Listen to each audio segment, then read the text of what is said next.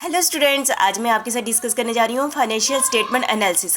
Financial statement किसे कहते हैं, जो आपको पता है कि वो हम डिटेल में लास्ट वीडियो में कर चुके हैं, उसका एनालिसिस करना। आप सभी को पता है कि फाइनेंशियल स्टेटमेंट बहुत ही इंपॉर्टेंट इन्फॉर्मेशन देता है, किसको, इंटरनल और एक्सटर्नल, सभी के लिए इंपॉर्टेंट होती है कि बहुत ही मेन डॉक्यूमेंट होता है। तभी तो ये कंपनी के लिए कंपल्शन है ये बनाए और इसको ऑडिट भी कराए, ठीक है। और एनालिसिस का मतलब होता है, हाँ ये एनालिसिस कराना इतना कंपल्शन नहीं है, लेकिन ये बहुत ही इंपॉर्टेंट होता है।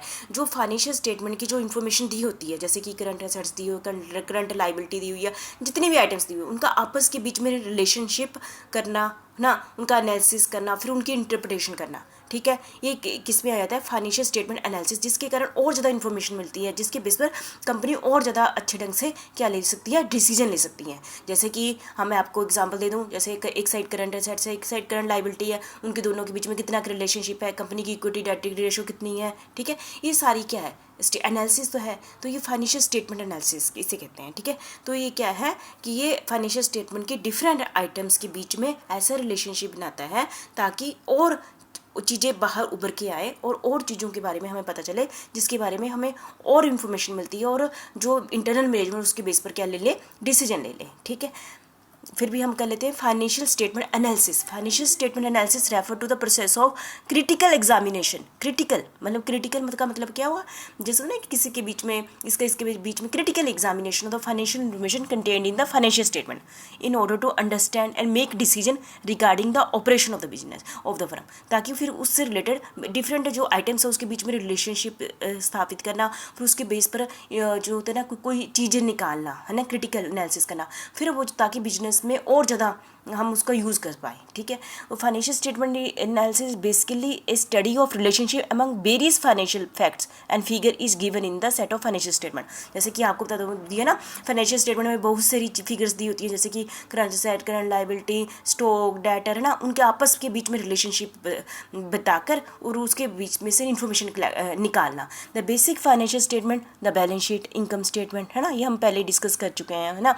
The complex figure are given in the financial statement at आज ब्रोकन अप इनटू सिंपल। जैसे फाइनेंशियल स्टेटमेंट की कोई डिटेल में इंफॉर्मेशन होती है ना, उसको जो फाइनेंशियल स्टेटमेंट एनालिसिस को छोटे छोटे भागों में बांट देते हैं सिंपल में। और valuable element and significant relationship are established between the element of the same statement और डिफरेंट फाइनेंशियल स्टेटमेंट, ठीक है। मतलब कि ये फाइनेंशियल स्टेटमेंट के डिफरेंट आइटम के बीच में रिलेशनशिप स्थापित करती है और सिंपल वे में करती है। This process of dissection establishing relationship and interpretation, और उनकी क्या करती है, इंटरप्रिटेशन भी करती है, ताकि पता चल जाए कि इसका मतलब क्या है। Understand the working and financial position of the firm is called financial statement analysis, ठीक है।